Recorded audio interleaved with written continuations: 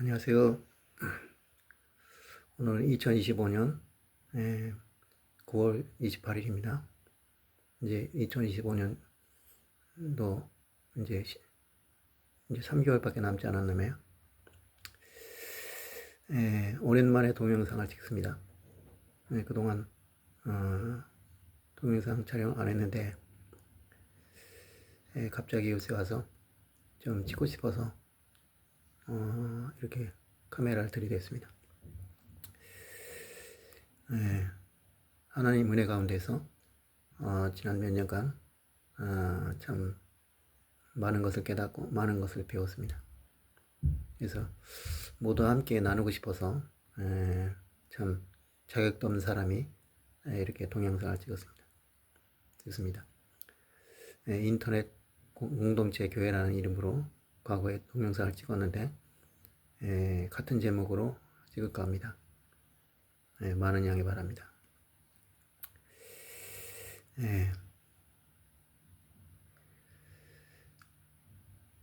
먼저 오늘의 성경 말씀 읽겠습니다. 오늘은 시편 133편 1절에 3절입니다. 133편은 딱 3절로 되어 있습니다. 성경에서 제일 짧은 분이 시편 117편인데 7편인데 거기는 딱 2절밖에 없어요. 오 모든 민족들아 주를 찬양하라. 모든 민족 백성들아 그를 찬양하라. 이는 우리를 향하신 야훼의 인자심 크시며 주의 진리가 영원히 속됩니다. 너희는 주를 찬양할지어다. 딱 이렇게 되어 있습니다. 굉장히 짧죠? 근데 이것도 그에 못지않게 짧습니다. 굉장히 유명한 구절이에요. 아까 그 말씀드린 구절은 뭐 그렇게 유명하지 않습니다. 근데 이거는 교회를 웬만큼 다니는 분들은 다 알 줄 압니다. 그래서 오늘 아침에 이 말씀에 대한 영감이 와가지고 급하게 작성했는데 뭐 작성해 보니까 뭐 괜찮더라고요. 그래서 오늘 이 말씀을 전할까 합니다. 제목은 형제는 타인의 시작. 그러면서 부제목으로는 올바른 부모의 길 이렇게 되어 있습니다. 형제는 타인의 시작이다. 이 말은 일본 속담에 있어요. 일본 속담에 형제는 타인의 시작이다 라는 말이 있습니다. 생각해보면 일리가 있는 말이에요. 왜냐하면 형제가 나중에 결혼해서 분가를 합니다. 그러면은 또 분가를 그들이 또 자녀를 낳죠. 그 자녀를 낳으면은 또 자녀를 낳고 계속 몇 대를 내려가고 5대 10대를 내려가다 보면 언젠가는 완전히 다른 남이 돼버립니다. 그러니까 저 같은 경우에는 이제 성이 양이고 본관이 남원인데 양씨 같은 경우는 많은 성은 아니에요. 근데 그래도 33위 정도니까 한국에 한 150개, 200개 정도의 성이 있는데 그렇게 아주 수가 적은 건 아닙니다. 전에 보니까는 꽤 많더라고요. 근데 이제 그 사람들이 언제 위로 올라가 분명히 이제 어디선가 만나게 되는데 그렇다고 지금 만나봐야 뭐 서로 알지도 못하고 완전 남이죠. 그래도 김씨나 A씨에 비하면 사람이 워낙 적기 때문에 만나면 되게 반가워요. 옛날에 이제 교회에서 초등학교 한 3학년인가 4학년 아이를 만났는데 얘가 양씨더라고요. 그래서 내가 본관이 어디냐니까 남원이라. 뭐 우리 본관이 봐야 남원 아니면 제주밖에 없어요. 그리고 버들양씨를 쓰는 양이 있는데 그거와는 또 다르죠. 우리는 이제 다리양씨를 써가지고. 그래서 이제 부모님하고 이렇게 학렬 있잖아요. 학렬을 맡아보니까 이 여자애가 내 고모뻘이 되더라고요. 그래가지고 그래서 그다음부터 만날 때마다 아이 고모님 하면서 처음에 애가 어색해 하더니 나중에는 좀 익숙해져가지고 잘 받아들이더라고요. 그래서 졸지에 이제 꼬마를 좀 이제 고모로 모신 적이 있죠. 그렇지만 뭐 모르잖아요. 그러니까 그렇게 생각하면 이제 형제가 타인의 시작이다. 이 말은 전혀 일리가 없는 말은 아니죠. 어떻게 보면 좀 매정한 말이지만 근데 올바른 부모의 길이다. 왜 갑자기 여기서 부모의 길이 나왔는가? 그 궁금하시죠? 들어보시면 압니다. 너무 다 얘기하면 재미없으니까. 네, 이 본문을 성경 한번 읽어보겠습니다. 보라 형제가 연합하여 동거함이 어찌 그리 선하고 아름다운고. 머리에 보배로운 기름이 수염 곧 아론의 수염에 흘러서 그의 옷깃까지 내림 같고 헐몬의 이슬이 시온의 산들에 내림 같도다. 거기서 여호와께서 복을 명령하셨나니 곧 영생이로다. 예, 우리 많이 들어봤을 거예요. 보라 형제가 연합하고 동거하며 어찌 그리 선하고 아름다운 거. 아, 여기 이 말씀이구나. 133편 1절이구나. 예. 형제가 연합하여 동거하며 어찌 선한 거. 자, 우리 같은 농경민족 같은 경우에는 비교적 동거하는 게 쉬워요. 왜냐하면 농경민족은 움직이지 않거든요. 여기저기 또 돌아다니잖아요. 그러니까 따로 살아도 이제 근처에 사는 경우가 많죠. 저 같은 경우에는 어렸을 때 서울시 영등포동에 살았는데 거기 내 사촌들이 많이 살았어요. 그래서 학교에서도 만나고 놀이터 가도 만나고. 그러니까 연합하고 동거한다는 게 그렇게 어려워 보이지 않는데 유대인들은 이게 유목민이라고 볼 수는 없어요. 사실 유대인은 유대인을 유목민이라고 착각하는 사람들인데 그거는 이제 아브라함 시대나 뭐 이럴 때 얘기고 이제 이 이스라엘 나라가 세워졌을 때에는 이제 가나안이라는 곳에서 농경과 목축을 같이 했죠. 지금 서양 사람들과 비슷한 거죠. 밭을 갈아서 곡식을 하면서 그러면서도 이제 축산을 하는.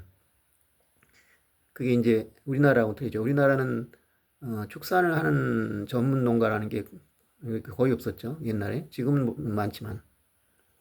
네, 그러니까 그런 형태. 그러기 때문에 반은 유목민이고 반은 이제 농경민인데. 그러니까 당연히 이제 동거하는 게 더 힘들어요. 그러니까 아브라함 롯의 경우를 보면 아시겠죠? 롯의 경우에 이제 너무 이제 짐승이 많으니까 결국 이제 둘이 헤어지게 되죠. 그래가지고 막 뭐라고 해요? 뭐 롯이 뭐 왜 떨어졌냐? 뭐 그럴 수가 있냐? 막 그렇게 막 떠드는 그 설교를 많이 하는데 개소리예요, 내가 보기엔. 그 당연한 거 아닙니까? 그거는 숙명이에요. 농경민족, 아니 유목민족으로서. 그 당시에 이제 농경보다 이제 유목민족이었으니까. 그래가지고 뭐 하여튼 이 롯에 대해서 정말 너무 악담 많이 해요. 근데 분명히 뭐예요? 히브리서에 뭐라고 돼 있어요? 의인 롯이라고 돼 있다고요. 롯은 의로운 사람이에요. 그 사람이 소돔에 들어가 있었죠. 거기 얼마나 그 문란한 도시입니까? 거기가 동성애, 이성애 뭐 전부. 근데 그곳에서도 롯은 그런 풍습에 섞이지 않고 자기 지조를 지켰잖아요. 그리고 천사들 맞이했잖아요. 근데 왜 그렇게 롯을 가지고 못 잡아가 안달인지 모르겠어요. 응? 롯이 뭐 아브라함처럼 완벽하진 않지만, 뭐 아브라함도 완벽하진 않지만, 뭐 아브라함이라고 해도 완벽한 것도 아니고요. 롯이 그 정도 했으면, 참, 나름대로 노력한 거죠. 그러니까 뭐, 최소한 악인은 아니에요, 절대. 근데 막 그 롯을 갖다가 비난해. 참 이해할 수 없는 노릇이야. 뭐, 설교거리가 없어서 그런지 모르겠지만, 네. 멍뚱한 얘기를 해서 좀 죄송한데, 어쨌든 간에, 이 사람들은 이렇게 어렵단 말이에요. 목축을 하려면 또 땅이 많이 필요하거든요. 또 이렇게, 그 양들을 몰고 이리저리 다녀야 되고. 그러니까 이제 연합하기 어려운데, 그래서 이제 선하고 아름다운 거. 머리에 보배 기름이 수염 곧 아론의 수염이 흘러서, 이거 뭔 얘기인지 모르겠어요. 그러니까 머리에서 우리가 이제 기름을 분다 하잖아요. 기름을 부어가지고 내려가면은 그게 수염을 흘러서 옷깃까지 간다. 우리 같으면 기분 되게 나쁠 것 같은데. 위에서 기름 불러가지고 이렇게 쫙 하면, 이거 찝찝해. 근데 그게 좋은가 봐요, 이 사람들은. 그 헐몬의 이슬이 시온의 산들에 내림 같도다. 뭐 헐몬의 시온. 헐. 네, 어쨌든 여기서 중요한 거는 형제가 연합하여 동거하며 어찌 선하고 아름다운가. 네, 그런 얘기죠. 네, 그런데 오늘날 우리나라 형제가 어때요? 연합하고 아름다운 모습을 보이겠나요? 그렇지 않거든요. 너무 안 좋아요. 그러니까 명절 때만 나면 싸움질하죠. 그보다 싸움질하는 것보다 더 나쁜 건 뭐냐면 무관심이야. 무관심한다기보다 무관심해야 돼요. 뭐 예를 들어서 조카가 뭐 이번에 대학 간다 그러면 대학 어떻게 됐니? 이거 물어보면 안 돼요. 그럼 또 싸움 나요. 그러니까 어떡하냐? 그냥 상대가 얘기할 때가 기다려야 돼요. 만약 아이가 명문대를 갔으면 말 안 하라 해도 자기가 알아서 얘기해요. 이번에 내가 서울대 갔다. 우리 아들이 그 스카이라도 갔다. 아니면 최소한 인서울이라도 했다. 그게 지가 떠들어요. 그때까지 기다리라는 거예요. 안 떠들라는 건 뭐냐? 어디 뭐 이름도 없는 지자대 갔다는 거죠. 근데 그런 걸 왜 부끄러워해요? 그 자체가 문제란 말이야. 그러니까 왜 부끄러워하느냐? 예를 들어 부부 사이에 옷을 벗고 있는 것이 부끄러울 수가 없어요. 왜냐? 부부가 그러잖아요. 근데 부부 사이에 옷을 벗은 게 부끄럽다면 그건 이상한 거야. 그죠? 그러니까 이 정도 친해져야 되는데 친하지 않다는 거야. 그러니까 부끄러워하는 거죠. 형제가도 마찬가지야. 옛날 같으면 그걸 부끄러워할 이유도 없고 뭐 서로 뭐 열심히 해라. 뭐 좋은 대학 못 갔지만 그래도 뭐 최소한 이렇게 돼야 되는데 그것 자체를 견딜 수가 없는 거예요. 왜냐? 낯설으니까. 자주 안 만나요. 안 만나니까 결국은 서로 소목소목하는 상태에서 반은 남처럼 돼버린 거죠. 그러니까 그런 얘기를 못 하는 거예요. 예, 그게 현실이에요. 예, 오늘은 뭐 이제 그 점에 대해서 좀 얘기를 하려합니다. 예, 말씀을 전하기 전에 좀 약간 또 주제 높은 질 하나 할까 하는데 제가 좀 찬양을 한 곡 부르겠습니다. 원래 젊었을 때부터 음악을 참 좋아해서 젊었을 땐 그래도 뭐 노래 한 가닥 한다고 했는데 지금은 나이가 들어서 노래가 잘 안 되는데 요새는 많이 또 연습을 했어요. 그래서 제가 최근에 연습한 노래를 한번 같이 했으면 좋겠습니다. 뭐 좀 어떨지 모르겠네요.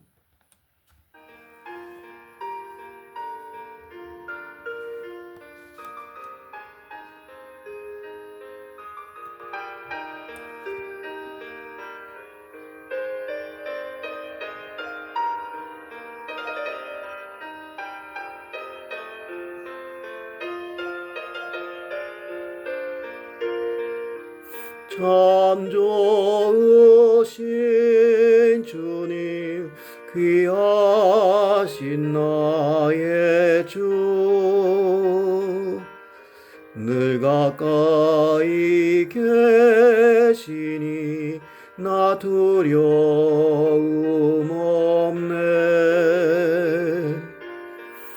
내 영이 고날 때 내 맘 낙심될 때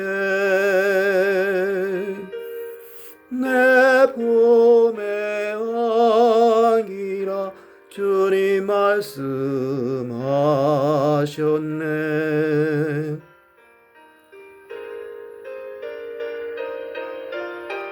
광야 같은 세상 주만 의지하며 주의 인도하시 날 강건케 하시네 주의 사랑 안에서 살게 하소서 주만 의지하리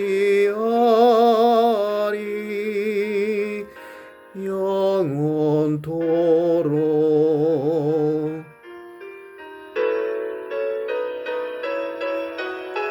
광야 같은 세상 주만 의지하며 주의 인도하시 날 강건케 하시네 주의 사랑 안에서 살게 하소서 주만 의지하리 영원토록 주만 의지하리 영원토록.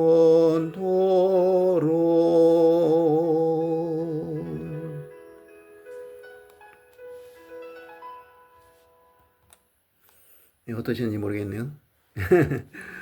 아유, 옛날에 진짜 젊었을 때는 그냥 자다가 일어나도 노래가 됐어요. 근데 지금은 열심히 연습을 안 하면 노래를 못 합니다. 소리가 안 나와요, 제대로. 예, 그래서 참 힘들어요, 노래 부르기가. 부담되고요. 참. 뭐 어쨌든, 은혜 받으셨으면 고맙고, 아니면 뭐 죄송한 마음입니다. 예, 이제 제가 일본에 유학했어요. 제가 1989년에서 1999년까지 일본 문부성, 그때는 문부성이라 해서 지금 문부 과학성이라고 돼 있는데, 그래서 몽가쇼라고 하고, 근데 그것은 이제 그자면 그곳에서 이제 한국 전 세계적으로 이제 장학금을 주는 제도가 있어요. 유학생에게. 그게 이제 일본 국비 유학생이죠. 그 선발을 하는 시험이 있는데 제가 이제 거기 합격을 했어요. 저는 여러 번 떨어질 줄 알았는데 어떻게 그냥 한 번에 그냥 붙어버렸네요. 그 대학원 다닐 때였죠. 이제 대학교 3학년 때부터 이제 그 시험을 생각하고 있었어요. 그런데 그냥 한 번에 붙어가지고 막 집안에 경사가 났죠.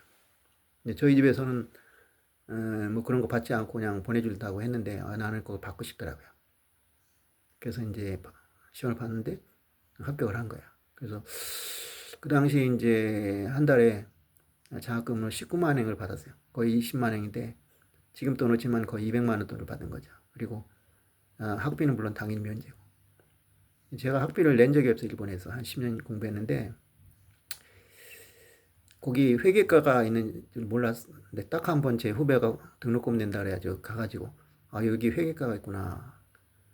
지금은 뭐 직접 가서 돈을 내는 경우는 없는데 그때만 해도 그렇게 됐어요. 그래서 거의 한 번도 낸 적이 없기 때문에 모르겠고 늘 이제 그렇게 장학금을 받고 살았어요. 그래서 지금 돈은 200만 원이면 뭐 학생 장학금 지금은 뭐 작은 돈이 아니지만 그렇다고 뭐 일본에서 이렇게 아주 풍족하게 쓸 수 있는 건 아니었어요. 근데 둘이 살 때는 게 괜찮았는데 나중에 아이가 이제 둘 생기고 나니까 그것도 이제 나중에 아내하고 이제 애들이 이제 한국에 먼저 갔죠. 그래서 그때 되면 이제 두 살림을 하다 보니까 그때는 또 제가 국비 학생이 아니었어요. 그래서 그 다음에 받은 게 뭐냐면 그 일본 생명인가 그렇게 알고 있는데 일본 생명이었나 아니면 또요타 했나 그런 회사의 장학재단에서 이제 돈을 받았죠. 그때는 한 150만 원 정도 받았어요. 근데 그때가 참 힘들었어요. 왜냐하면 150만 원 가지고 두 집 살림을 해야 돼. 근데 그전에는 아이가 있어도 이제 또 아내가 또 아르바이트를 해가지고 벌면 좀 더도 좀 알바하고 그러면 거의 한 달에 300만 원 벌었어요. 그러니까 뭐 아주 넉넉하지는 않지만 방세 한 6, 70만 원 내도 그런 데를 살 수 있었는데 이제 그때는 아내가 아르바이트를 안 했어요. 한국에 가지고. 내가 이제 받는 150만 원 가지고 산다는 게 보통 힘든 일 아니죠. 근데 다행인 게 그때 이제 학교 기숙사에 있었어요. 학교 기숙사에 있으니까 한 달에 방세가 한 30만 원밖에 안 됐죠. 그나마 됐고 그 다음에 나중에 마지막에는 내가 그 학교의 조수가 됐어요. 그래서 마지막 해에는 꽤 잘 살았죠. 한 1년에 한 5천만 원 받았어요. 물론 학비는 당연히 안 내고 학생이 아니었으니까. 그때는 이제 돈을 좀 모았죠. 그래서 이제 한 1년 정도는 놀고 먹을 수 있는 정도의 돈이 생겼어요. 한 3천만, 2천만 원 넘게 생겼어요. 네, 그래서 저는 일본 가서 돈 벌어온 사람이에요. 일본에서 가져온 돈이 거의 한 4천만 원 정도 되니까. 네, 굉장히 알뜰하게 살았죠. 근데 이제 그 유학을 할 때, 일본 사람들 보면은, 우리하고 거의 얼굴이 비슷하거든요. 일본에서 어디 가게를 가거나 뭐 이렇게 할 때, 나를 한국 사람이 보는 사람 아무도 없어요. 그러니까 서양 사람들은 딱 봐도 알잖아요. 아니면 흑인들이나 이런 사람들은 그냥 딱 보면 알잖아요. 근데 제가 일본 사람인지 한국 사람인지 모르죠. 그러니까 나중에 이제 제가 한국 사람이다 그러면 제가 깜짝 놀라는 거예요. 한국 사람이에요? 딱 그런다. 근데 이제 확실히 일본 사람과 한국 사람하고 차이는 있는데 그거는 이제 뼈대가 다른 게 아니라 그 나라의 환경 때문에 그래요. 그러니까 우리나라 사람들도 지방에 따라 얼굴이 조금 다르거든요. 근데 하물며 이제 바다 건너 사니까 문화가 틀리니까 완전히. 그러니까 얼굴 표정이 다르고 그래서 차이가 나요. 네. 근데 그 사람들은 모르죠. 왜냐하면 그 사람들 입장에서는 저 사람이 외국 사람이라 볼 근거가 없는 거예요. 거기다 일본어를 좀 웬만큼 하니까. 예. 자, 근데 이게 이제 문제가 되는 거예요. 왜냐, 얼굴이 완전히 다르면은 생활이 좀 틀려도 뭐 그러려니 하요. 뭐 예를 들어 미국 사람이 우리나라에 와가지고 미국식으로 행동한다 해서 우리가 왜 저 모양이야? 이렇게 생각하지 않아요. 왜냐, 저 사람들은 저런 사람들이니까 이렇게 생각한다고. 요새는 우리나라에서도 말이죠. 길가에서 막 남녀가 막 키스를 하고 껴안고 그런 일이 뭐 아무렇지 않게 이루어지고 있잖아요. 근데 우리 어렸을 때는 택도 없는 소리예요. 어디 길에서 키스를 합니까? 어디서 껴안습니까? 껴안으려면 저 뒷구석에 몰래 들어가서 하든지 해야죠. 근데 미국 사람들 보면 그냥 길거리에서도 막 마구잡이로 키스하고 껴안고 그래요. 그런 것을 보면은 근데 그게 이제 미국 사람이 그럼 그런가 보다 이렇게 생각한단 말이에요. 근데 우리랑 비슷한 일본 사람이 그러면 이상하게 생각할 수 있단 말이에요. 근데 일본 사람도 마찬가지예요. 일본 사람도 그렇게 생각한단 말이에요.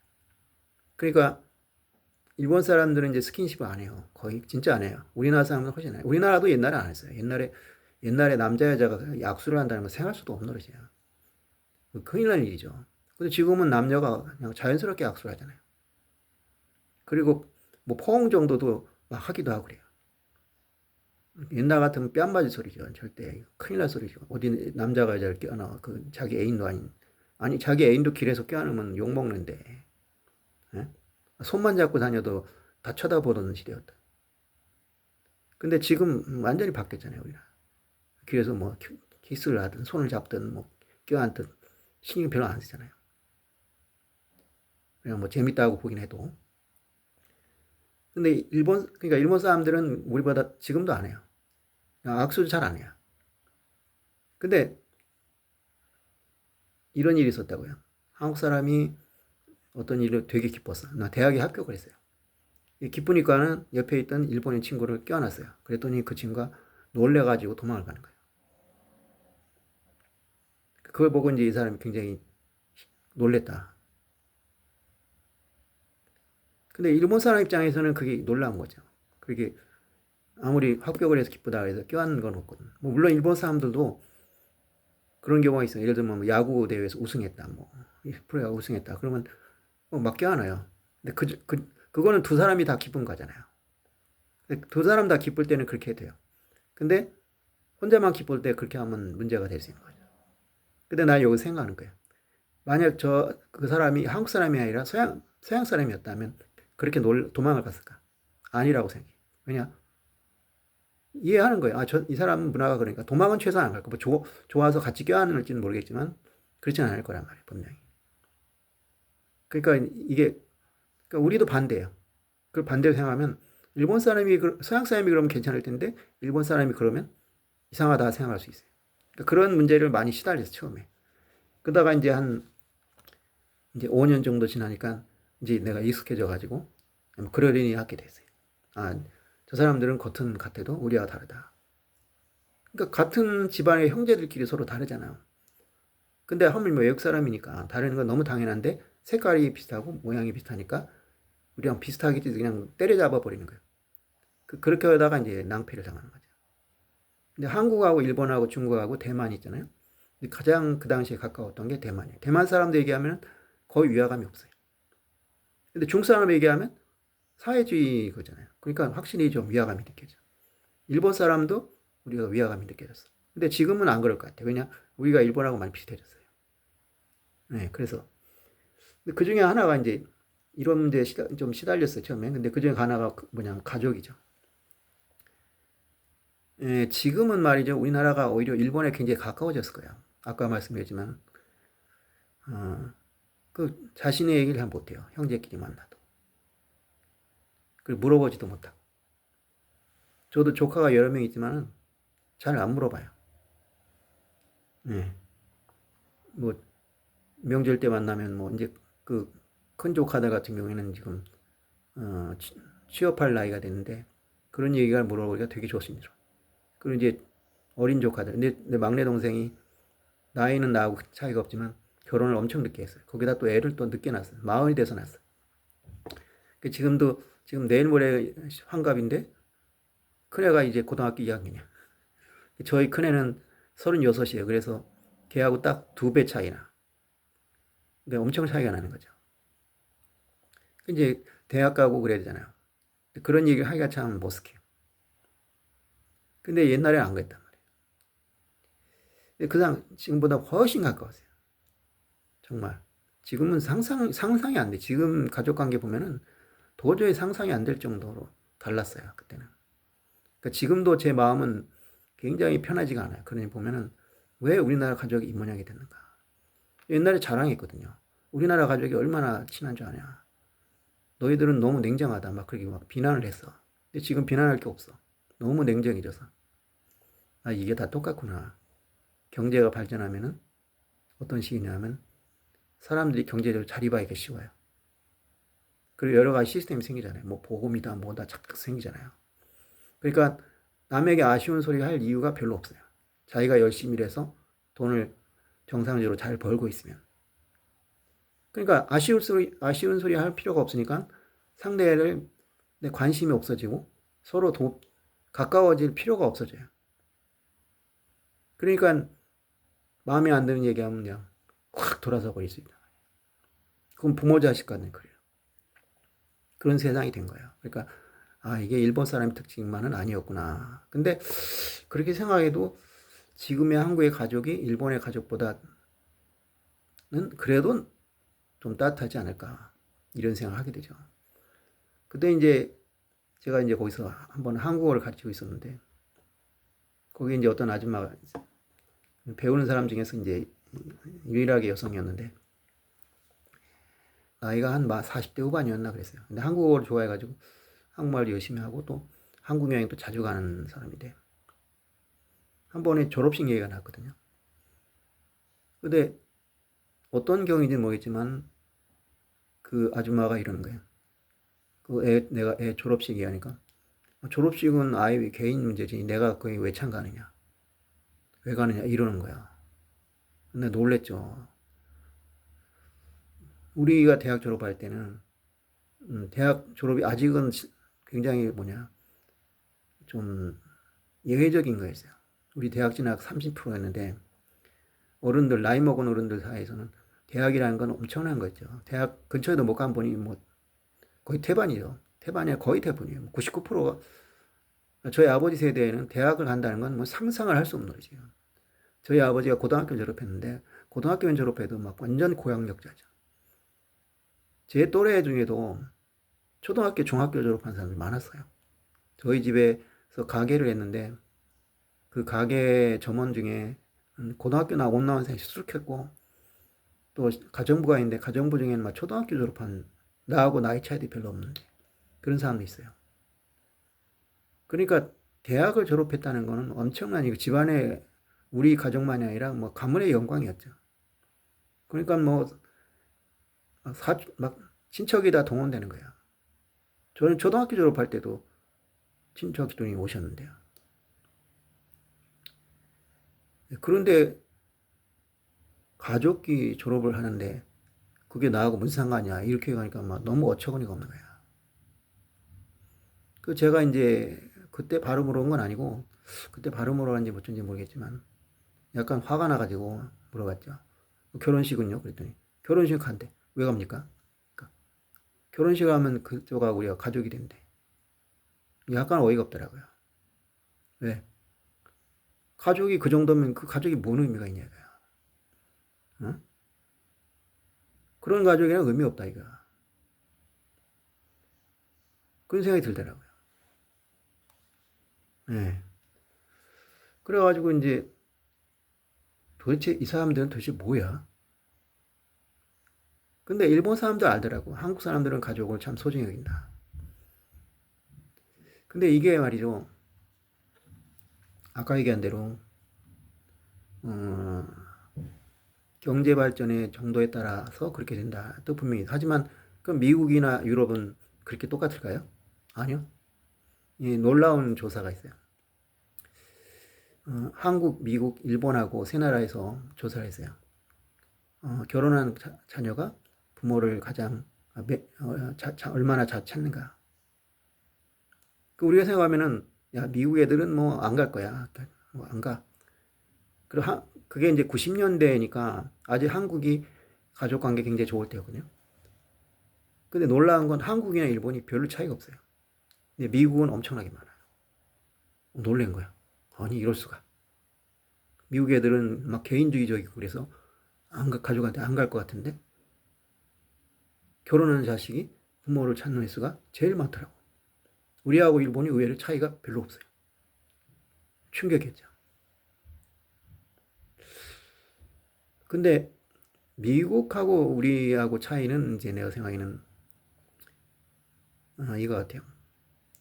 우리나라는 너무 가족끼리 그런 게 많아. 뭐 시부 뭐 어쩌고 해가지고 그것 때문에 오히려 또 가기 꺼려하는 것 같고 미국은 그런 게 없잖아요.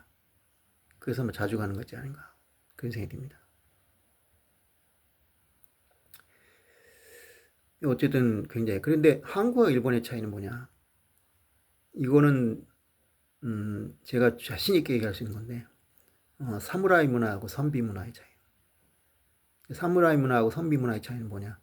사무라이는 싸우는 집단입니다. 그게 물론 우리나라에서 당파 싸움이라는 게 있긴 한데 당파 싸움에 비해서 훨씬 더 광범위하죠. 그러니까 사무라이 집안에서는 싸움을 하기 때문에 싸움에서 지면은 잘못하면 집안이 멸문지화를 당하게 될 수 있어요. 예를 들어서 오다 노부나가라고 하시죠. 일본을 통일할 뻔하다가 그 혼노제라는 절에서 타케치 아키미치 그 자기 부하한테 뒤통수를 맞고 죽은 그 사람이 있어요. 오다 노부나가는 천재예요, 천재. 사실 뭐 일본에서는 오다 노부나가, 도요토미 히데요시, 도쿠가와 이에야스 중에 누가 제일 뛰어나는데 그거는 저는 말할 가치도 없어요. 당연히 오다 노부가예요. 오다 노부나가가 그렇게 뒤통수를 안 맞았으면 당연히 그가 천하를 통일했겠죠. 왜 오다 노부나가 제일 훌륭하냐? 그 당시에 전국시대라고 했잖아요. 막 이렇게 제후들이 싸웠어요. 싸우는데 아무도 천국을 통일할 생각 한 사람이 없어요. 내가 이 천하를 통일하겠다 그래서 단 한 사람도 없어요. 전부 그냥 땅 따먹기 게임만 하면서 내가 좀 더 넓은 영지를 가져야겠다 이 생각밖에 없었어요. 그런데 오다 노부나가만 그 생각을 바꾼 거예요. 내가 이 천하를 통일하겠다. 그리고 심지어 마음속에 어떤 생각이 드냐면 내가 천왕이 되겠다. 이런 생각까지 했어요. 그건 뭐 사료에서 나온 거니까 자기가 천하 통일해서 천왕이 되겠다라는. 그 처음에는 그래가지고 이제 천황 밑에 쇼군 있죠.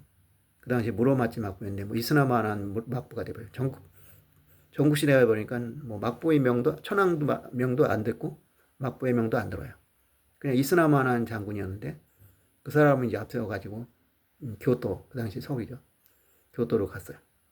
그래가지고 이제 이 사람을 꼭두각시로 세워가지고 이제 권력을 잡으려고 했는데 이 사람이 이제 말을 안 듣는 거야. 이 말 내가 장군이 되면 내가 네 말 들어보니까 안 되겠다 싶어서 내쫓아버려. 네, 근데 어쨌든 그런 생각을 한 사람이 없었어요. 그러니까 한마디로 해서 이거예요. 오다 노부나가 없었으면 도요토미 히데요시도 도쿠가와 이에야스도 없는 거예요. 네. 그리고 이제 그러면 나머지 둘 중에 누가 위대하냐? 당연히 도요토미가 낫죠. 이렇게 생각하면 돼요. 이 사람이 없으면 이 사람이 있을까? 오다 노부나가 없는 도요토미 히데요시하고 도쿠가와 이에야스는 없다. 그러나 도쿠가와 이에야스, 도요토미가 없어도 오다 노부나는 있어요. 그럼 도요토미 히데요시가 먼저냐? 도쿠가와 이에야스가 먼저냐? 당연히 도요토미가 먼저예요. 도요토미가 없으면 도쿠가 이에야스도 없어요. 도쿠가 막부도 없고. 그렇지만 도쿠가 막부가 없어도 도요토미는 있는 거예요. 그럼 도쿠가와 이에야스는 뭐냐? 딱 두 가지 장점밖에 없어요. 첫째, 오래 살았다. 76세까지 살았어요. 만약에 도쿠가와 오다노부나가 일찍 부한테 죽지 않거나 도요토미 히데요시가 10년만 더 살았어도 역사가 바뀌는 거야. 아니면 자식을 좀 더 일찍 보거나. 이 쉬운 일을 못한 거야. 도요토미 히데요시가. 그 쉬운 일. 누구나 할 수 있는 일이잖아요. 애 낳는 게 뭐가 어려워. 근데 이걸 못했어. 이 사람이 애를 제대로 낳아가지고 그 사람이 50 몇 살인가 60세 죽었잖아요. 그러면 자식이 보통 아무리 나이가 어려도 그 당시 결혼 일찍 했으니까 적어도 30살에서 40살은 된다고. 그랬으면 도쿠가와는 뭐 없어. 그냥 끝인 거야. 그냥 대명 중에 하나로 끝나버리는 인간이에요. 근데 자식을 늦게 봤어. 그리고 그래 자식을 늦게 볼 수 있어. 그래도 뭐 도쿠가와처럼 한 70대까지 살았으면 그래도 괜찮았죠. 근데 실제로 도쿠가와 죽었을 때 아니 토요토미 히데요시 아들이 죽었을 때 도쿠가와 이에야스가 대충 70대 후반이었거든요. 그리고 1년 있다 죽었거든. 그렇게 생각하면은 도쿠가와 그때 토요토미 히데요리가 20중대 중반이었어요. 그러니까 그때 죽었으면 뭐 아무 문제 없었죠. 뭐 자꾸 엉뚱한 얘기해서 죄송한데,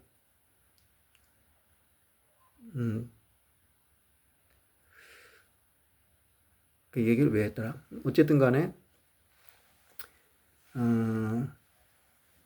이렇게 다르단 말이에요. 우리나라하고. 근데, 그 얘기죠. 뭐, 그러니까 이제, 사무라이는 후손을 잘못 두면은 집안이 망해버려요. 근데, 선비들은 아니죠. 선비들이 뭘 가지고 살아요? 땅 가지고 살잖아요. 지주예요, 선비라는 건. 지주는 바보 멍청이라도 할 수 있는 거예요. 자식이 못나도 땅 물려주면 우리 지금 건물주잖아요. 건물주가 머리 똑똑할 필요 있어요. 그저 월세 받을 능력만 있으면 되죠. 그러니까 어떡하냐? 혈연을 중시해야 되는 거예요. 근데 일본 사람들은 잘못 바보 같은 자식한테 물려주면 박살이 나는 거야. 그러니까 자식이 별 볼일 없으면 내쳐버리고 양자를 드릴 수밖에 없죠. 그렇게 안 하면 집안이 망하니까. 그런 차이가 있는 거예요. 그래서 일본 사람들은 상대적으로 가족을 덜 중시하고 우리나라 사람들은 가족을 더 중시했다. 이게 저는 맞다고 생각합니다. 근데 일본이 바뀐 거야, 지금은. 어떻게 바뀌었냐? 일본이 옛날처럼 사무라이 사회가 아니잖아요. 그리고 좀 안정된 사회가 됐잖아요. 그냥 월급 받으며 살면 되는. 그러니까 지금은 일본도 혈연 중심이 돼가고 있어요. 옛날에 비하면. 그래서 옛날처럼 양자 입적을 잘 안 해요. 애 없으면 그냥 그대로 살던지 그래요.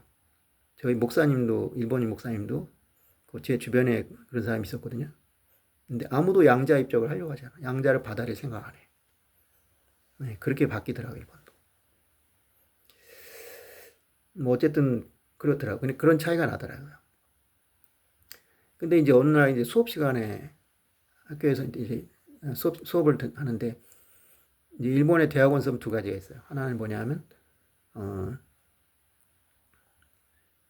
지도 교수님 있죠. 지도 교수님과 그 지도 교수 밑에 지도를 받는 학생들이 일주일에 한 번 모여서 세미나를 해요. 그래가지고 뭘 하냐면 자기가 이런 연구를 하고 있다는 걸 발표하면 학생들이나 교수님이 코멘트를 해줘요. 네, 그런 수업을 하고 아니면 이제 요새 이런 책이 있는데 한번 읽어보자. 그럼 이 책 읽어보고 한다든지 아니면 뭐 자기 분야에 관한 자료집을 계속 읽어보면서 거기다 논평을 한다든지 그게 이제 재미라고 하죠. 그리고 이제 그냥 일반 강의가 있어요. 일반 강의라 해서 뭐 앞에서 교수 일방적으로 강의하는 건 아니고 어떤 촬영을 놓고 같이 읽는 거예요. 아니면 책을 같이 읽는다든지 어떤 테마를 놓고 그런 두 가지 수업인데 이거는 이제 그 후자였죠. 거기서 이제 어떤 말이 나왔냐면 이제 두 분이 같이 했어요.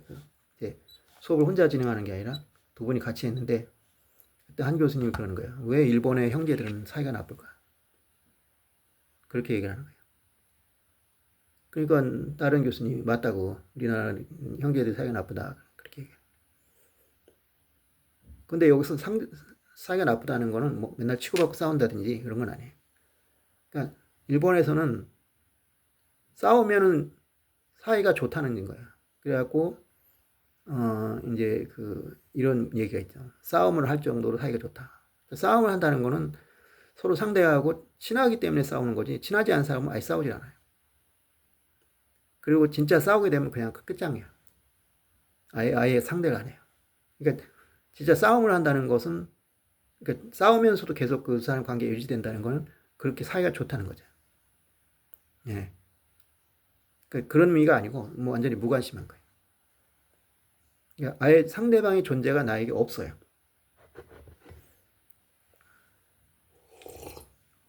우리 그러잖아요. 사랑의 반대는 미움이 아니라 무관심이라고. 그래서 이제 스토커 있죠. 스토커 할 때는 가장 좋은 방법은 사람한테 막 뭐라고 하면 안 돼요. 나 너 싫어. 제발 나한테 가까이 오지 마. 막 그렇게 하면 안 돼요. 왜 그러냐? 그거 좋아하거든요. 상대방 어쨌든 자기에게 관심을 주는 걸 좋아해요. 뭐 나는 스토커가 된 적은 없지만 약간 좀 짝사랑을 해본 적이 있어요. 그때 그 사람이 아무 말도 안 하면 진짜 싫어. 힘들어. 근데 뭐라도 얘기를 해주면은 좋더라고요. 무조건. 나한테 어쨌든 상대를 해주니까. 그러니까 무관심이 더 무서운 거죠. 스토커들한테는. 예. 그러니까 이제 그렇게 무관심한 게. 그러니까 일본 사람이 아까 얘기했지만 별로 가족을 중시하지 않는다 그랬잖아요. 가정은. 근데 남자들은 훨씬 심해요.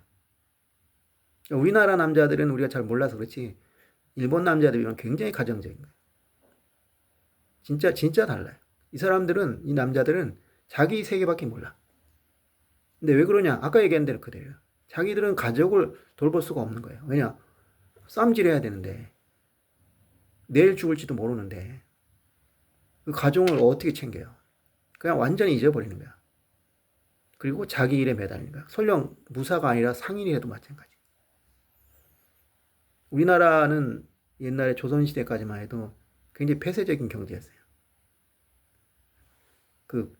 뭐냐 하면, 자유롭게 우리가 이제 텔레 보면 사극 보면 막 장사들이 막 장사하고 사람들이 막 물건을 사는데 그런 모습은 거의 없어요. 굉장히 폐쇄적이에요. 그러니까 물건이 많이 나오질 않아요. 대부분이 관청에서 다 받아들이고 물건이 그렇게 시장에 나와서 막 거래가 되는 양은 상대적으로 굉장히 적었어요. 그러니까 경쟁이 없어요. 경쟁이 없으니까 친절할 필요가 없어요. 왜냐? 없어서 못 파니까. 그게 우리 어렸을 때도 그랬어요. 우리 어렸을 때도 굉장히 불친했지. 왜 불친했냐? 없어서 못 파는 거예요. 물건은 별로 없고 사고 싶은 사람 많단 말이에요. 근데 지금 반대잖아요. 경제가 발전하니까 물건이 쏟아지잖아요. 쏟아지니까 어때요? 팔 사람 많은데 살 사람은 한정돼 있죠. 그러니까 친절해질 수밖에 없는 거예요. 네. 근데 일본은 그게 우리보다 빨라요. 이미 에도 시대만 돼도 상업이 발달해가지고 물건이 넘쳐요. 그러니까 살 사람은 적은데 팔 사람이 많으니까 엄청 친절해져. 그러니까 일본 사람이 친절한 거야. 뭐 여러 가지 이유가 있지만. 그러니까 이 사람들 사고방식은 내가 밖에서 일을 하면 가족 따윈 잊어버려야 된다는 거예요. 그렇게 매달려야 한다. 그러니까 그게 바로 장인정신이죠. 일본이 장인정신이 발달한 것도. 근데 우리는 어때요? 농사 줄어졌거든요. 상업 안 했거든요. 그리고 상업해도 내가 물건 만들어 팔면 나 알아서 사줘요. 그러니까 별로 신경 안 써도 돼요. 좋은 물건 만들 필요도 없고 친절할 필요도 없고. 그러니까 관심이 어떻게 해요? 자연히 가족에게 향하게 될 수밖에 없죠. 그리고 또 가족 중심지. 아까 얘기한 바보라도 자식한테 물려줄 수 있고 또 그러고 싶으니까. 네. 누구나 그래. 어느 나라 사람들이나 할 수 있으면 자식한테 물려주는 게 그게 뭐 인상적인데 걔들은 그걸 못하는 거고 우리는 할 수 있어요. 할 수 있으니까 가정적이에요. 그리고 사무라이들은 싸우는 집단이기 때문에 여성이 끼어들 여지가 없어요. 그게 절대 끼어들 여지가 없죠. 어떻게 끼어들어요? 그러니까 여성의 지위가 엄청나게 낮아질 수밖에 없죠. 그 일본 여성도 지금 안 그렇지만 옛날에는 봐요. 엄청나게 상냥하고 친절했죠. 근데 우리나라 여자는 그럴 필요가 없는 거예요. 왜냐? 재정을 곳간에다가 물건을 갖다 놓고 여자들이 관리해요. 그때도 사실상 경제권을 여자들이 쥐고 있었던 거죠. 지금하고 다르다면 그걸 여자들이 마음대로 처리 못 한다는 거죠. 그 차이일 뿐인데 지금은 여자들이 경제권을 쥐고 자기 마음대로 쥐고 휘두르잖아요. 근데 우리가 어렸을 때만 해도 그건 택도 없는 소리거든요. 그냥 금고지기였어요. 네. 근데 여성의 사회지위가 높아지니까 그런 식으로 변한 거죠. 근데 어쨌든 옛날에도 우리나라 여성들의 지위가 높았다는 거죠. 네. 그렇기 때문에 남자들이 여자를 신경 안 쓸 수가 없어요. 가정을. 근데 일본은 사무라이니까 필요 따위가 어디 여자가 끼어드냐. 실제로 그렇단 말이죠. 그래서 남자들이 형제들끼리 일단 독립하면은 뭐 경우에 지금도 그래요. 관혼상제가 있지 않으면 안 만나요. 만날 일이 없어요. 진짜. 우리나라는 그래도 뭐 명절 때 만나고 그러잖아요. 없어. 명절 때도 안 만나 그 사람들. 그냥 가족끼리 있어. 원래는 안 그랬을 거야 아마. 왜냐하면 지금도 귀성하는 사람도 있거든요. 근데 그 자체가 지금은 이제 거의 없어져 버렸어요. 그렇게 하시면 돼요. 그러니까 오직하면 어떤 일이냐면 어떤 형제가 있어요. 둘 다 결혼 안 했어. 그래갖고 생일 때마다 만나서 같이 술 한잔 한대. 근데 그게 화제가 됐어. 이해가 안 가는 거야. 그게 어떻게 화제가 됐냐. 지금은 이해가 되죠. 왜냐, 지금 우리나라도 그러니까. 우리나라도 쉽지 않아. 형제하고 만나는 일이 그래. 근데 그래도 일본처럼 그렇게 하진 않을 거야. 내가 보긴 그래요. 나도 우리 동생 둘이지만 그래도 1년에 여러 번 만나요. 명절 때 만나는 건 물론이고 명절 아닐 때도 가끔은 만나요. 그러니까 우리가 일본처럼 되진 않을 거예요. 왜냐하면 원래 그 문화의 패턴 자체가 틀리니까. 사무라이 문화, 선비 문화 그것이 하루아침에 날아가진 않으니까. 근데 하여튼 많이 닮아가고 있죠. 지금. 그래서 이제 일본에 나온 목장에 뭐냐? 형제는 남의 시작이다. 물론 이제 일본 같은 경우에도 자매들은 그 정도는 아니에요. 근데 우리 자매들도 우리처럼 친하진 않아요. 그리고 친정어머니랑 친하지 않아요. 그렇게. 우리나라 여자들은 시집가면 친정엄마한테 매달 매달잖아요. 뭐 전화하고 막 같이 뭐 여행 다니고 막 온갖 거 다 하잖아요. 그렇게 친하진 않아요. 절대. 그거는 전혀 달라요. 네. 그렇지만 뭐 형제들보다 또는 아들보다는 낫죠. 가끔씩 전화도 하고 연락도 해요. 그런 면에서는 이제 좀 낫지만 우리만큼 친하진 않아요. 아마 세계에서 우리나라처럼 저기 친정엄마하고 딸이 하긴 뭐 미국 같은 경우에도 좀 그렇긴 한데 그래도 우리만큼은 아닐 것 같아. 그게 원래 가족끼리 연대가 강하기 때문에 그런 거죠. 근데 어쨌든 이런 말이 나왔어요. 근데 일본에도 옛날에 재벌이라는 게 있었는데 재벌들은 형제끼리 뭉쳤거든요. 그러니까 필요하면 뭉쳐요. 형제끼리도. 그러니까 일본의 그 재벌이라는 것이 원래 일본의 전통적인 상가, 그러니까 상업을 하는 가족이거든요. 그러니까 무사의 가족을 무가라고 해요. 그리고 상가의 상업을 주로 하는 집안을 이제 상가라고 하죠. 무가 이제 일본이 근대가 되면서 전통적인 상업 상인들이 막 드러나기 시작하면서 거기가서 어떤 거기도 이제 어떤 가풍이 생겨야 되는데 그 가풍을 어디서 배우냐면 무사들한테 배워요. 무사들의 가문을 보면서 자기도 가훈을 세우고 가의 집에 법률을 세워요. 그래가지고 그걸 대대로 이어받게 해. 그러니까 어떻게 하냐면 그 집안의 재산을 개개인이 갖고 있는 게 아니라 한 곳에 모아둬요. 그러니까 한 곳에 모아둬가지고 집중 관리를 해요. 그 재산을 함부로 할 수 없어요. 아무도. 아무리 그 주인이라 당주라 하거든요. 그러니까 그 오야붕을 당주라고 하는데 일본에서 당주는 뭐냐? 그냥 재산을 잠시 맡고 있을 뿐이다. 이런 식이에요. 그러니까 절대로 당주가 마음대로 처리할 수도 없고 만약에 그 처리할 경우에는 모든 형제들이 모여서 결정을 해야 돼요. 그러니까 몇백 년을 내려갈 수가 있었던 거야. 그걸 만약 개인에게 맡겨버렸으면 다 말아먹는 놈도 있을 거 아니에요. 분명히 그런 애들 있잖아요. 그 말아먹으면 이제 망하는 거예요. 근데 못하게. 그리고 심지어 어떠냐면 얘가 아무리 봐도 얘는 이 가문을 이을 사람이 아니야. 도저히 뭐 이 사람은 안 될 것 같아. 그러면 내쫓아요. 내쫓아서 뭐 밥이나 먹여줄까 하지 아예 경영에 관여를 못하게 만들어요. 그리고 나중에 되면 어떻게 되냐면 이 가문이 사람들은 경영에서 빠지고 거기 이제 사용인들 중에서 이제 유능한 사람 있잖아요. 이 사람들을 경영을 맡겨버리고 자기들은 뒤로 물러나요. 그 감독만 하는 거야. 이놈들이 잘하나 못하나. 그렇게까지 경영과 소유가 분리가 되는 지경에 이르게요. 그런 전통적인 상인 집안 같은. 대표적인 게 미스이죠. 미스이라는 재벌이 있었어요, 옛날에. 이 집안이 17세기에 크게 성공한 가문인데 19세기의 일본 근대화 시대까지도 남아가지고 재벌이 됐어요. 예. 그게 왜 가능했냐? 그런 그 가문의 기율을 엄격하게 했기 때문에 절대 개인이 손 못 대게 재산 그렇게 한 거죠. 그런 것처럼 형제 간의 사이가 좋을 수 있어요. 그런 식으로. 하지만 이제 기본적으로 아까 얘기한 대로 능력 없는 놈은 내쳐버리는 이런 식으로 했었죠. 왜냐하면 살아남을 수가 없으니까. 그게 무사의 법도 있고 그 상인의 법칙이었던 거죠. 근데 우리나라도 이제 형제 간의 사이가 안 좋아진다는 걸 알 수 있는 게 바로 이 재벌의 형제의 난이죠. 그러니까 우리나라 손꼽치는 재벌 중에서 형제의 난을 거치지 않은 재벌은 없어요. 거의 없어요. 삼성이나 현대 당연히 있었죠. 제일 심한 게 삼성. 아주 이거는 형제도 아니에요. 다른 재벌은 치고받고 싸워도 형제 관계가 깨져가지고 완전히 남이 되는 경우는 없어요.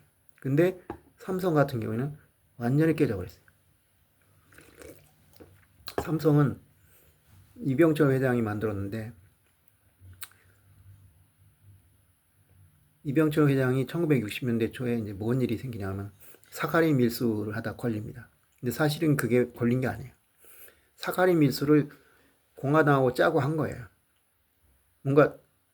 뭔가를 외화를 빼들어야 되는데 안 되니까 사카린 밀수를 시킨 거야.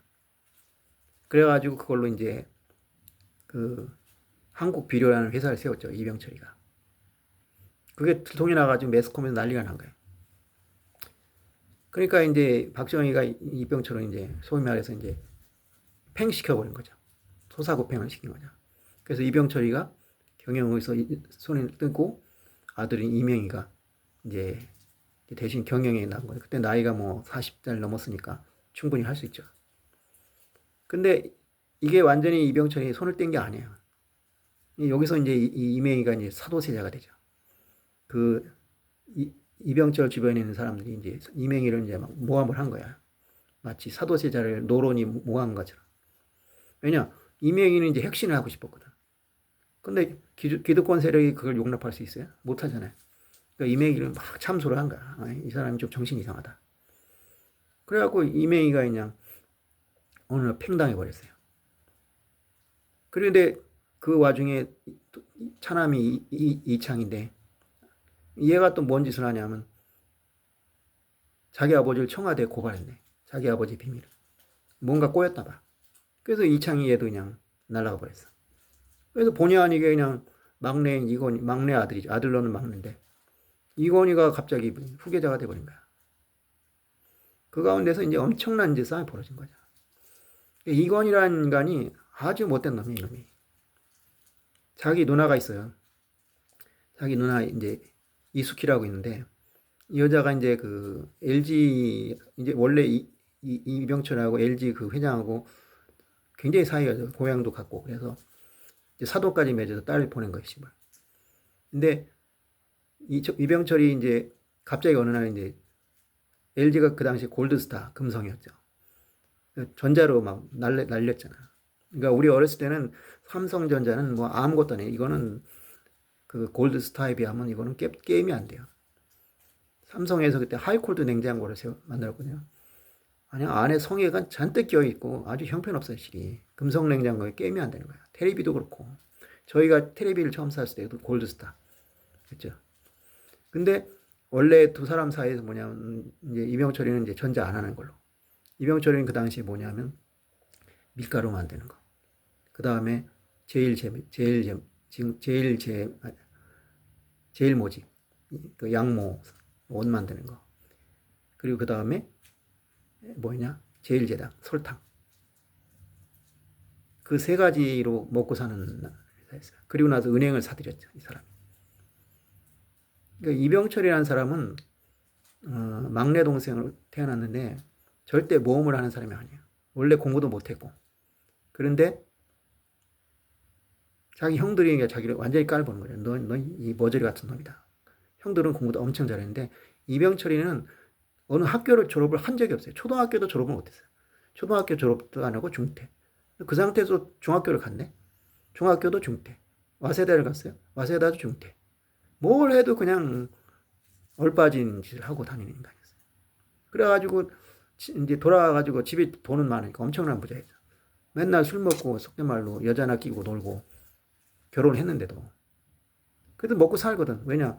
워낙 부자야. 아버지가 워낙 부자야.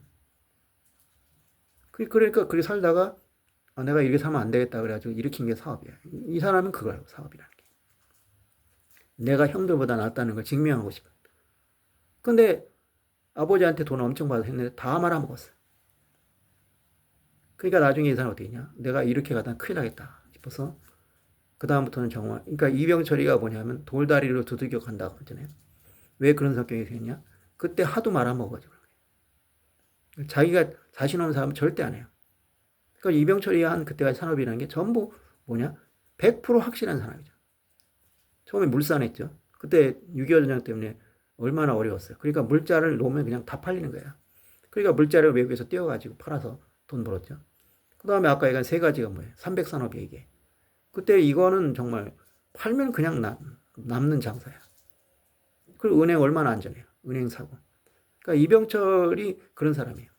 모험을 절대 못해. 그게 현대하고 틀린 거야. 그러니까 이병철 우리가 현대 삼성 현대 그러지만 삼성은 현대하고는 잽도 안 되는 기업이에요. 그냥 자기가 가진 돈 가지고 그냥 안전한 산업만 해가지고 성공하는 기업인데 그걸 이제 현대가 때려엎고 이제 쫓아가가지고 이제 눌러버렸죠. 완전히 게임이 70년대 80년대 초가 되면 삼성은 현대한테 게임이 안 되는 기업이에요. 오히려 2위 자리도 위태로웠죠. 대우한테 쫓겨가지고 대우가 정재용 회장하고 비슷한 더 어떤 좀 악랄하다 막랄하죠. 남의 기업 딱 사들여가지고 그거 키워가지고 했으니까. 그러니까 정재용 회장이 이 김무종을 되게 싫어한 거예요. 저게 무슨 기업가냐. 남이 키운 거 가져와가지고 그것도 어쨌든 대우 실업이 10년도 안 돼가지고 3위에 제비 3위에 오른 거예요. 그렇게 막 기업을 사들여가지고 키워가지고. 네. 그러니까 삼성은 거기서 이제 2위 자리도 불안한 거야 이게. 그 정도로 이제 왜냐 성격이 뭐 기업가 스타일이 아니거든. 이게 돼야지 하지 절대 안 한다. 그런 상태에서 어떻게 그 기업가가 돼요. 그나마 이제 아까 얘기했지만 부모님이 돈을 많이 줘서 사업을 일으켜서 그나마 거기까지 온 건데. 그러다가 이제 이병철이가 자기에 맞지 않게 모험을 하는 게 있어요. 그게 뭐냐 하면 반도체죠. 왜 반도체를 하게 됐냐? 이러다 우리 끝장이다. 이제 궁지에 몰린 거예요. 뭐 끝장이라 정말 망한 건 아니에요. 하지만 그 상태에서 2위 자리도 어렵다. 도저히 자존심이 상하는 거야 이게. 그러니까 마지막이자 처음이자 마지막으로 이제 도박을 걸은 게 바로 반도체 투자죠. 근데 그것도 자기가 혼자 한 게 아니에요. 이 아들이 이건희가 또 그런 면이 있었나 봐. 아들이 해보니까 이게 좋을 것 같아. 그러니까 자꾸 얘기하는 거야. 아버지 이게 좋을 것 같다고. 뭐 그런 것도 있고 자기가 일본 가서 보니까 반도체가 워낙 좋더라 이게. 그래서 자기 일생의 필생의 그 사업으로 한번 처음으로 도박을 건 게 바로 반도체인데 이게 대박이 터진 거야. 네.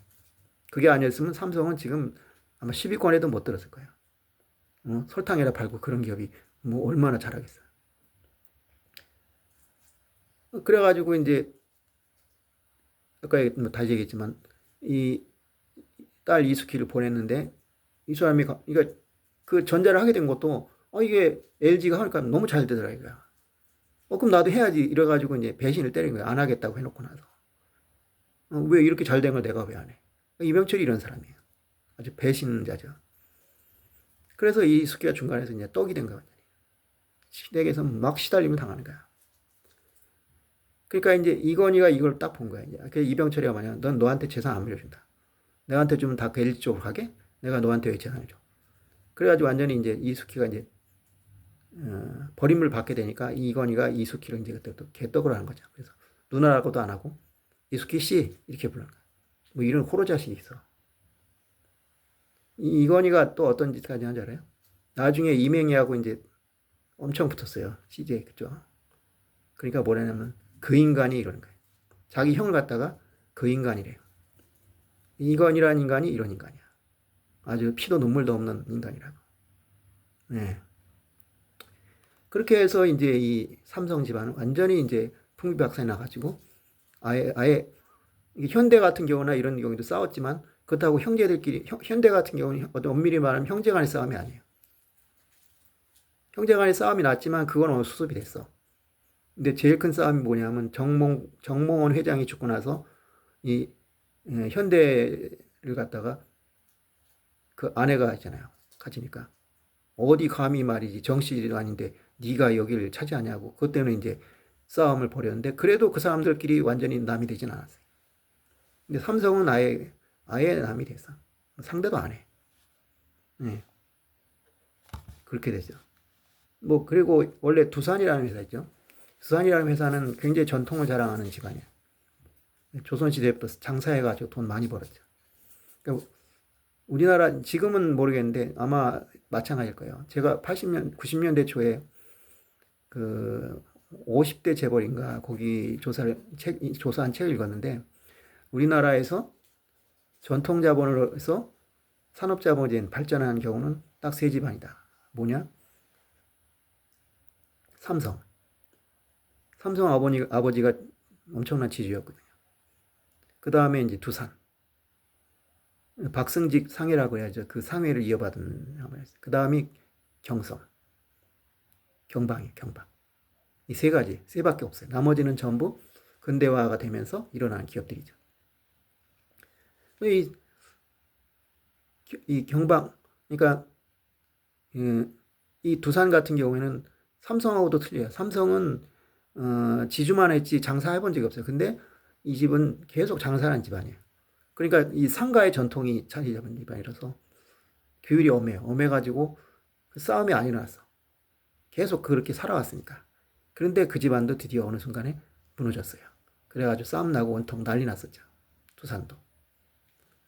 지금 현재 보면 LG만 유일하게 싸움이 없어요. LG만, 그러니까 LG 집안은 허씨 집안인데, 구씨 집안인데, 구씨 집안 자체의 전통이에요. 그러니까 똑같은 재벌인데도, LG는 집안 싸움이 없었어요. 한 번도. 왜 그럴까? 그게 이유가 있는 거예요. 요건 나중에 얘기할게. 이제 나올 거예요. 그러니까 지금 얘기할게요. 지금 얘기가 되겠네. 왜 이런 차이가 날까? 왜 재벌가들이 사이가 안 좋을까? 그럼 우리 생각하겠죠. 돈이 많으니까 그런 거 아니야? 뭘 그런 게 있어요. 돈이 없어도 사이가 나쁠 수 있지만 돈이 있으면 이제 늘 그러잖아요. 뭐 우리 드라마 보면 맨날 집안 싸움 나고. 근데 그것만은 아니에요. 아까 얘기했지만 LG 집안은 괜찮다. 그럼 LG 집안이 뭐가 하고 다른 집안 뭐가 차이가 나냐? 이걸 생각해야 된다. 그러니까 이병철이나 정주영이나 이런 사람들의 특징은 뭐냐면요. 자녀들을 갖다가 자녀로 키우지 않아요. 일종의 부하로 취급해요. 회사의 경영자, 후계자 이런 걸로만 생각해요. 그러니까 어떻게 하냐면 그 아이들끼리 경쟁을 시키는 거예요. 누가 잘하나 한번 해봐라. 이병철이 봐요. 자기 아들 그런 식으로 아니 무슨 사도세자입니까? 그 아들을 갖다가 그런 식으로 내쫓고 어? 그리고 딸한테 그 짓은 뭐예요? 그게. 그 여자가 무슨 잘못이 있다고. 응? 이병철이라는 사람은 그게 없어요. 그러니까 그 어떤 정의라는 게 없는 사람이야. 없는 사람이고 그러니까 오로지 자기의 그러니까 자기 형들에 대한 컴플렉스 때문에 그거를 만회하고 싶다는 생각에 그냥 승부욕에만 가득 찬 인간이에요. 네. 그러니까 영조도 마찬가지잖아요. 자기 아들이 그렇다고 죽여요. 그런 식으로. 그럼 마찬가지잖아요. 그러니까 영조도 굉장히 피도 눈물도 없는 인간이에요. 근데 그런 인간이 또 반대로 딸들한테는 엄청 관대했죠. 왜냐? 딸은 내 경쟁자가 아니니까.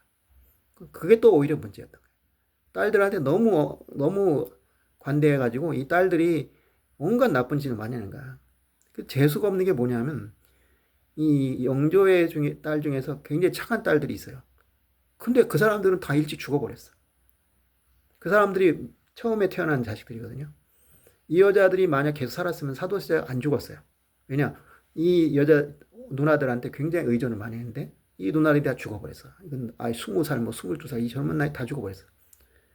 그리고 온갖 못돼 먹은 누나들만 잔뜩 남은 거야. 여자 형제들만. 그래가지고 인성은 얘들이 막 영조하고 사이 막 이간질하고 막 그래가지고 가뜩이나 사이가 좋은데 그냥 더 안 좋게 만들어버려. 근데 영조가 아들들한테 그렇게 한 거야. 사도세자한테 그런 식으로 하듯이 이 사람들도 마찬가지. 영조 자신이 그거잖아요. 자기가 왕이 될 사람이 아니었는데 그 형을 뭐 죽였다는 얘기도 있지만 어쨌든 이 사람이 죽을 위기가 몇 번 있었거든요.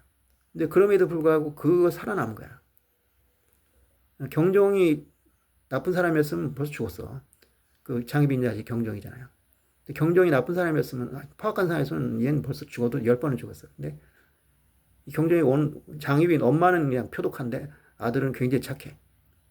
그래가지고 영조를 그냥 죽이라고 해도 안 죽인 거야. 계속. 그러면서 나는 아우가 글 읽는 소리를 하는 게 글 읽는 소리가 너무 좋다. 굉장히 선한 사람이죠. 그 덕분에 살아난 사람이야. 그러니까 얼마나 비정한 인간이 있어. 그런데다가 또 영조가 즉위하고 7년 있다가 어떤 일이 있었냐면, 이 영조가 형을 죽였다. 그래가지고 반란이 일어난 거예요. 거기에 완전히 뜨악한 거죠. 완전히 그냥 놀래버린 거지. 그러니까 그냥 그때 또 잔인무도한 인간으로 바뀌게 된 거예요. 네. 근데 이 사람도 뭐 차이가 없어요. 이병철이 더 포독하지만 정주영도 생각하면 그렇게 차이 없어요. 자식들을 그냥 스파르타식으로 돌리고, 물론 그것이 자식에 대한 애정이 없어가 아니에요.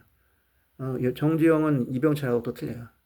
이병철은 아예 잔정도 없는 인간이지만 정주영은 잔정이 많은 사람이야. 근데 그걸 이제 자기가 억눌러 버리는 거야. 우리 집안이 이러면 안 된다. 내가 이러면 안 된다. 그러다가 첫째 아들이 교통사고로 죽어버렸어. 그때부터 이제 정주영이 조금 바뀌었어요. 아, 내가 이러면 안 되겠구나. 그렇게 했지만 그 버릇이 어디 가나. 그러니까 계속 자식들을, 그리고 자꾸 오락가락 하는 거야. 원래 정몽구가 후계자가 됐어야 돼요.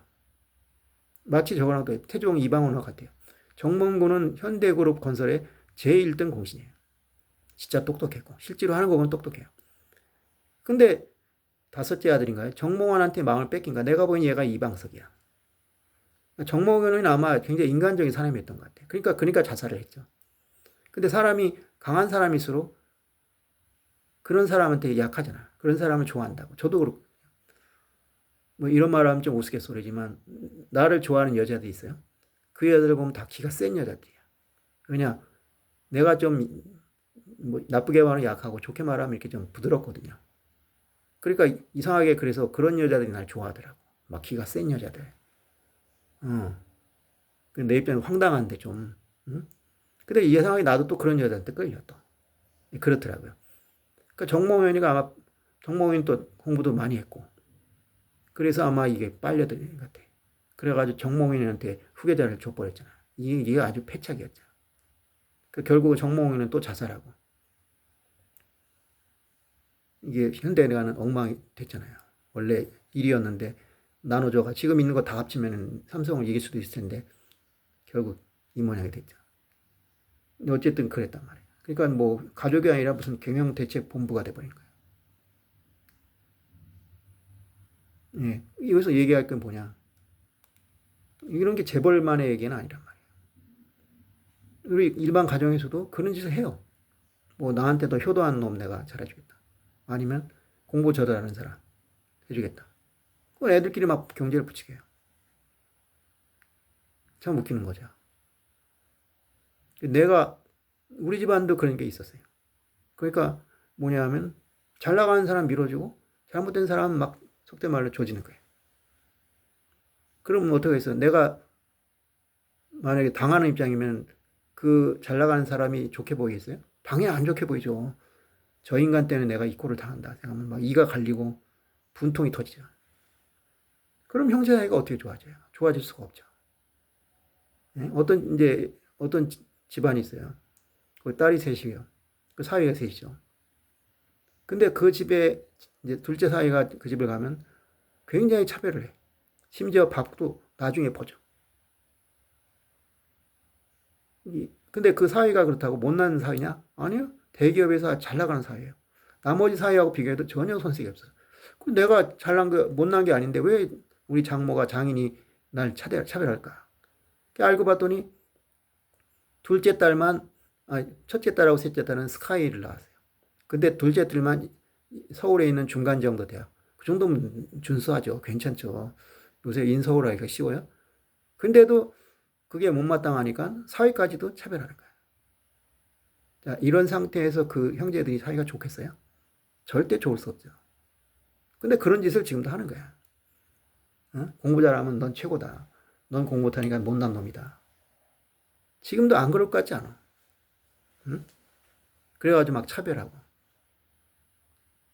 그렇게 만들어요, 부모들이.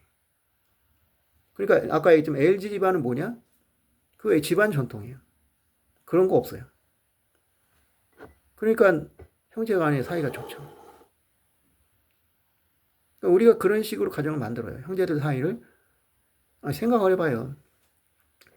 부모가 그런 짓을 안 하면 자식들 사이가 나빠질 이유가 없어요. 물론 이제 자식들끼리는 싸울 수 있어요. 근데 그런 사소한 싸움은 오히려 좋다는 얘기도 있어요. 형제 간의 싸움을 통해서 그걸 화해하고 그것이 오히려 아이들의 사회성을 키운다는 얘기도 있어요. 그래서 제가 우리 애들 어렸을 때는 아이들끼리 싸우면 웬만하면 개입을 안 했어요. 왜냐? 자기들끼리 화해하고 끝낼 수 있게. 네, 예를 들어서 폭력을 휘두른다든지 그런 심각한 상황이 있으면 그때만 이제 개입을 했죠. 네, 바로 그거예요. 그러니까 어떤 사소한 다툼이 있을 수 있고 서로 이제 기싸움을 할 수 있어요. 그리고 그걸 통해서 형제끼리 이제 서로 좀 사회성도 배우고 그런 건 좋지만은 그런 걸 조장하는 식으로 해가지고 차별을 만들고 편애를 하고 그런 식으로 해서 애들끼리 그래서 누가 자랑을 시키고 이런 짓을 하면 결국 형제 사이가 어떻게 돼요? 박살이 나는 거예요. 좋을 수가 없죠. 저희 집도 그랬으니까. 옛날에 제가 잘 나갈 때는 제가 왕이었어요. 그러니까 동생들이 떡이 됐죠. 근데 지금 제가 안 나가니까 제가 떡이 되고 말았어요. 그러니까 내가 동생들한테 좋은 기분을 낼게. 그러니까 애들도 나한테 막 함부로 대요. 어? 그 내 마음이 어떻겠어요? 진짜 한때는 말이죠. 별 생각을 다 했어요. 정말 다 죽여버리고 싶은 생각도 들었어요. 그러니까 내 동생을 죽여버리고 싶었어. 그럼 얼마나 좋을까? 그러면은 내 동생도 죽고 우리 어머니는 그것 때문에 얼마나 힘들까? 그 모습을 보고 나는 통쾌하다 생각한다. 말이 안 되죠, 사실. 어떻게 이런 생각을 해요? 물론 그런 걸 실행할 사람은 아니지 제가. 근데 오직하면 그런 생각했어요. 옛날에 나보고 그냥 너가 최고다. 우리 장남이 최고다 하는데 이제 와서 그렇게 취급을 하니까 또 동생들도 기고만장하고. 그러니 사람이 어떻게 그 동생들을 이뻐할 수 있어요? 내가 하나님 믿지 않는 사람이면 무슨 짓을 했을지 몰라요, 지금. 정말 별 생각을 다 했었어요. 지금은 하나님이 사랑으로 내가 그걸 다 극복을 했죠. 근데 참 이게 문제구나. 저희 아들한테는 절대 그런 거 안 했어요. 네가 잘났으니까 편하고 이런 거 없었어요. 그건 절대 안 좋은 거예요. 그렇게 우리를 만든다고. 애들을 그렇게 만들어. 재벌만 그런 게 아니라고요. 네, 오늘 보면 뭐라고 했어요. 형제가 연합하여 동거하면 어찌 그리 아름다운 거. 근데 그게 그렇게 해야지 동거가 되겠어요? 안 되죠. 당연히 안 되죠. 그러나 나중에 형제들끼리 싸우면 왜 니들 싸우니 그래. 당신이 그렇게 만들었잖아. 당신이 얘 편 들고 제 편 들고 하면서 어? 그렇게 해가지고 애들 사이에 이간질 시켰잖아. 계속 시켰잖아. 옛날에 더 했죠. 아니 그래도 옛날에는 이유가 있지. 옛날에는 먹고 살기 어려우니까 잘 나가는 놈 밀어주는 거야. 큰아들 밀어주고 아들 밀어주고 돈은 없고 그래도 애들은 키워야 되는데 다 밀어주면 좋죠. 근데 그럴 수가 없어. 그럼 뭐냐. 그냥 장난만 미뤄주자. 너희들은 좀 희생하라. 그때는 왜 괜찮았어? 그냥 그때는 장남이 잘 되면 나한테는 형제들도 다 혜택을 받았거든. 지금은 아니잖아요. 근데 그러면 안 되죠. 그러니까. 그리고 딸들은 배격해버렸어. 딸들은 그냥 시집가면 끝이니까. 그것도 일리는 있어. 왜냐? 그 당시에 딸들 교육 받아봐야 할 일이 없어요. 우리가 젊었을 때도 여자들이 대학 나와서 취직할 수 있는 길이 별로 없었어요. 대부분 취직 못해요. 뭐 약사, 의사, 변호사 이런 거 안 되면 별로 취업할 데가 없어. 그게 닭이 먼저나 달걀이 먼저나인데 기업에서는 그런 거예요. 대졸 여성 취업시켰다. 그랬더니 몇 년 일하다가 시집 가버렸더라. 왜냐? 그때는 시집을 25살 이때 가야 돼요. 20살 이하에 가야 돼요. 그거 넘으면 요천이에요. 그러니까 시집 가니까 그냥 다 때려치더라 이거야. 그거 어떻게 쓰느냐. 뭐 그런 핑계라도 될 수 있어, 그때는. 지금 뭐예요? 아니잖아. 근데 왜 차별을 해요? 왜 편애를 해요? 다 같은 우리 자식인데, 내 자식인데. 그렇게 조장하니까 형제 사이가 나빠지는 거예요. 그러니까 재벌가에서 그런 짓은, 재벌들은 그걸 할 수 있잖아요. 재벌들은 돈이 많잖아. 돈이 많으니까 그 돈 가지고 애들한테 장난을 치는 거야. 누가 나한테 충성하냐? 내가 그놈한테 주겠다. 그럼 서로 충성하다 보면 뭐예요? 사이가 나빠지죠, 당연히. 근데 일반 서민도 그런단 말이에요. 그런 행동부터 자제하시라고. 그게 바로 형제가 연합하여 동거하기 위해서 좋은 이유라고요. 내가 분명히 얘기하지만 자식이 잘못되면 그거는 부모 탓이 거의 90%입니다. 자식 혼자서 잘못되는 경우도 없을 수는 없겠지만 거의 없다고 봐야 돼요. 부모가 잘못 키운 거야. 바로 이런 거도 마찬가지예요. 신창원 아니면 유영철 이런 사람들이 왜 그랬을까? 유영철이가 학교에 갔는데 너 같은 놈은 죽어야 된다 이런 식의 선생이 있다잖아, 교사가. 교사가 할 소리. 근데 부모도 그래. 옛날에 우리는 그런 거 많이 했어. 막 자식한테 너 나가 죽어라. 어떻게 나가 죽으라 그래요? 자식한테 아무리 화가 나도. 본인은 그냥 쉽게 얘기하겠죠. 하지만 그 자식은 그렇게 안 받아들인다고요. 근데 뭐 엄친아? 엄친딸? 개소리야 이게. 누구 안 해? 그럼 나는 애들한테 그래. 너도 이렇게 해봐라. 아니 내 친구 집에는 뭐 차가 벤츠다. 걔네 집은 뭐 50평짜리 산다. 근데 우리 집 왜 모양이냐? 엄마 아빠가 무능해서 그런 거 아니야? 그거 한번 따져봐라 이거야. 어떤 반응이 나오나? 좋겠어요? 좋아요 안 좋아요? 애들이 그렇게 남의 집에 뭐 차가 뭐고 집이 얼마다. 근데 우리는 이 모양이냐? 엄마 아버지가 잘못됐다. 이렇게 얘기하면 아 그렇구나 우리가 잘못했구나 그럴 거예요? 뭐 이름이 새끼가 어디서 감히 욕 나오잖아요. 자식들은 욕을 못하지만 속으로 욕이 나온다고요. 또 그렇게 얘기하는 사람들이 옛날에 공부 못한 사람들이야. 내가 단언컨대. 절대 그래. 나는 그래도 공부 좀 한 사람이야. 그래서 그런데 저런 얘기 절대 안 해요. 나 애들한테 나 옛날에 공부 뭐 이렇게 했다는 얘기 해본 기억이 없어. 왜냐, 그 얘기를 하는 순간 아이들은 상처를 받는 거야. 그래서 절대 얘기 안 해. 근데 하잖아요. 지금도 할 거야.